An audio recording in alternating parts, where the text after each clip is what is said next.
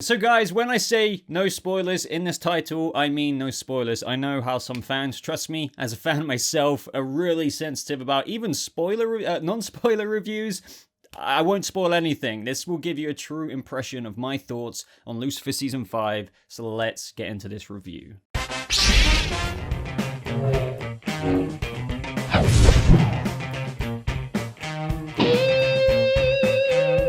What is up, Lucy fans? Welcome to my Lucifer Season 5 review. Non-spoilers, yeah, again, just like the intro. I know some people still choose to opt out of non-spoiler reviews because they don't want to know anything going into the show, but like, that is what I feel like I design these reviews for. Or should I say, I feel like I cater to those people who don't even want to watch a non-spoiler review because they're that afraid. But yeah, trust me, I really wouldn't ruin anything for you guys. I won't be giving anything away that's basically not featured in the Lucifer Season 5 trailer. So yeah, obviously Netflix gave me the opportunity to watch Lucifer Season 5 early. I have seen all glorious 8 episodes of this, and yeah, I can't wait to talk about it. So sit back, guys, relax. If you're a Lucy fan, like this video if you do go on to enjoy it, and make sure you subscribe for future videos just like this, because it's what is what you desire.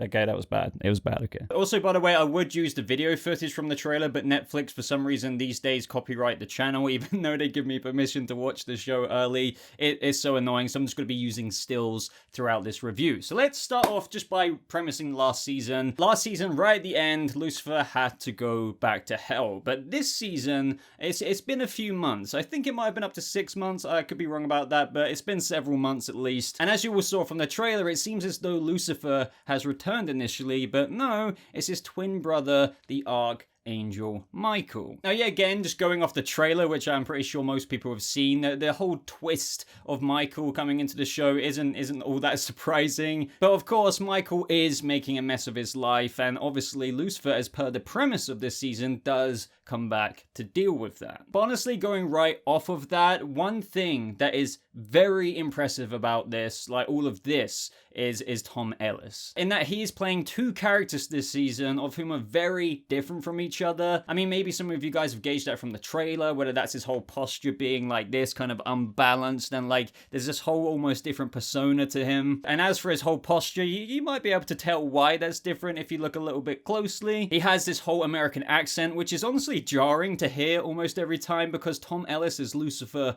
Morningstar has such an emphasized British accent. Then boom, all of a sudden, within a scene, Michael stops pretending to be Lucifer behind a closed door, and then you see this kind of talent of a switch that Tom Ellis does into going into this kind of Michael mode. Now, as you should all know, as fans of this show, the angels all have celestial powers, such as Amenadiel used to be able to slow time. Lucifer brings out people's inner desires, of course, and there was, several other angels as well. But Michael, well, of course, the Archangel Michael has his own ability as well. And don't worry, I'm not even going to give away what Michael's is, but it is for sure an interesting addition to the whole celestial power list that provides Michael with a lot of fun and a lot of opportunity to screw things up even more. And trust me on that one, it definitely aids him in his whole mission this season. Now, before we get into characters and what I thought of their arcs this season, just seeing Michael pretend to be Lucifer and go on cases this season with Chloe provides for some really interesting moments between not only Michael and Chloe, but also Michael and his interaction with the other characters we all love, which is just exciting to kind of watch unfold, as we as an audience all know that Michael is an imposter, and seeing him interact with characters such as Ella and Dan, amongst, others, it just makes it all the more interesting because, well, hey,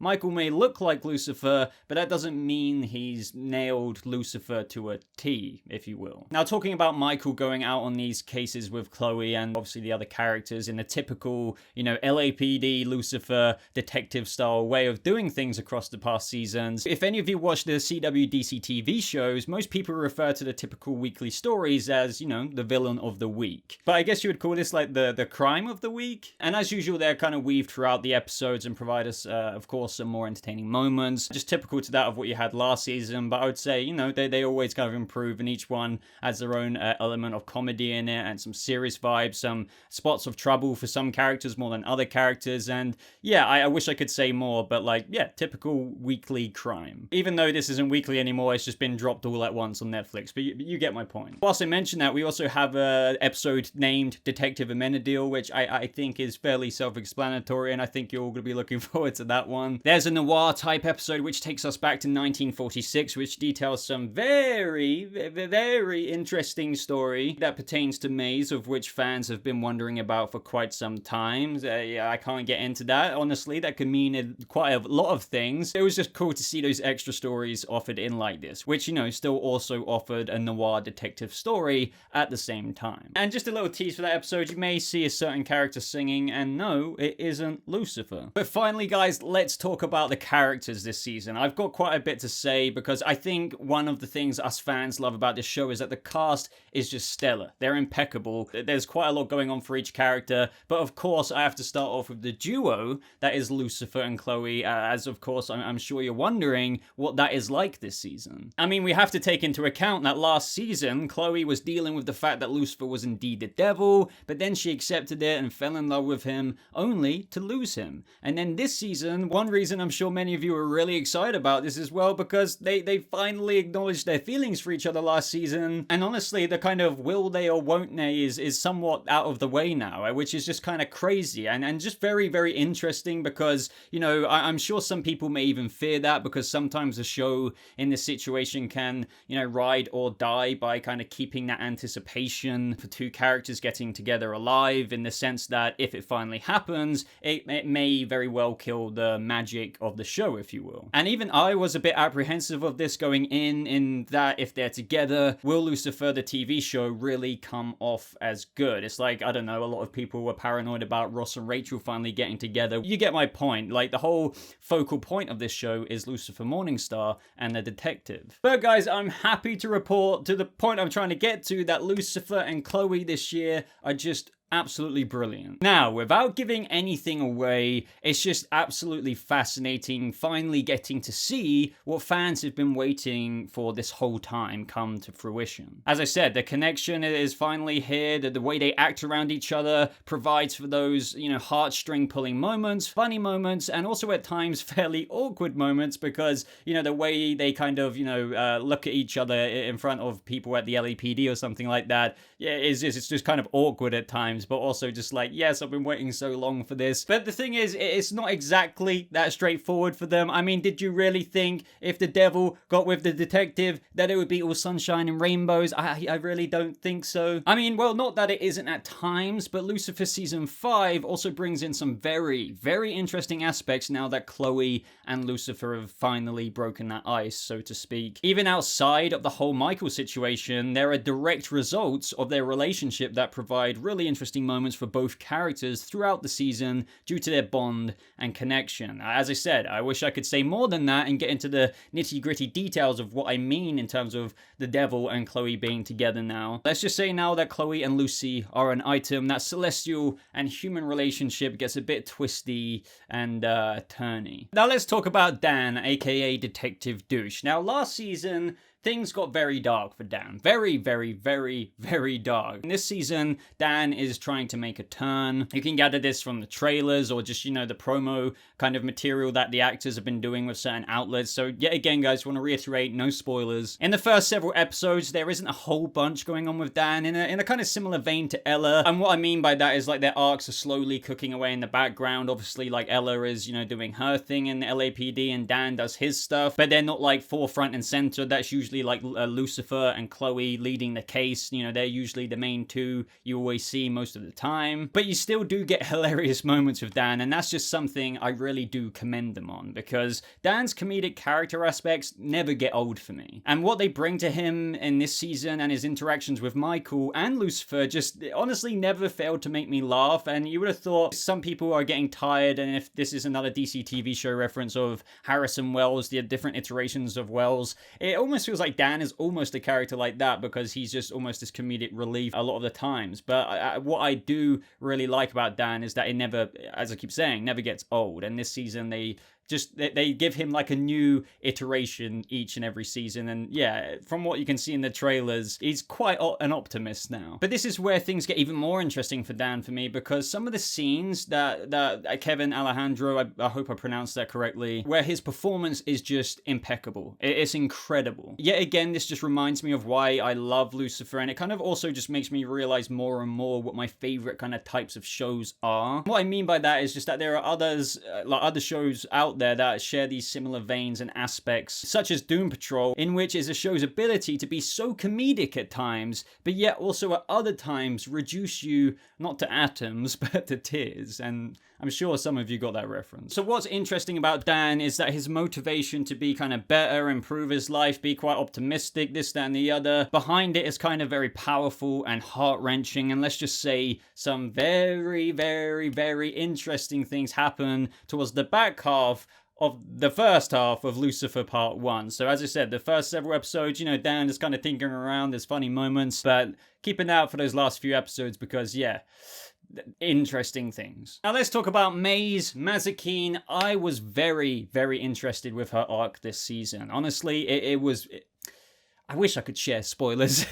And this has actually been going on quite some time, and it kind of made me realize that Maze has had quite the character development for a long time now, but I think that is not only the actual character itself being a demon and being soulless and the journey she's already been on in the past few seasons, but Leslie Ann Brand, I hope I pronounced her name correctly as well, just gives off such a great performance in previous seasons and also, of course, this season. Last season and what feels like most seasons so far has been about Maze, obviously, as I said, being a demon, being soulless, and this has always shown Maze having a bit of a struggle identifying and relating to humans and their emotions, attachments, bonds, but along the way, you know, in the past few seasons, she has got closer and closer to discovering kind of more about herself and her place amongst humans, I suppose. And this season, of course, just takes a much major deeper dive into that. And when I say deep, I mean deep. Like, deep. As you can tell from the trailer, when Maze attacks Michael, she clearly feels abandoned by Lucifer, and that kind of disdain for Lucifer is another story within itself this season. But as far as her backstory,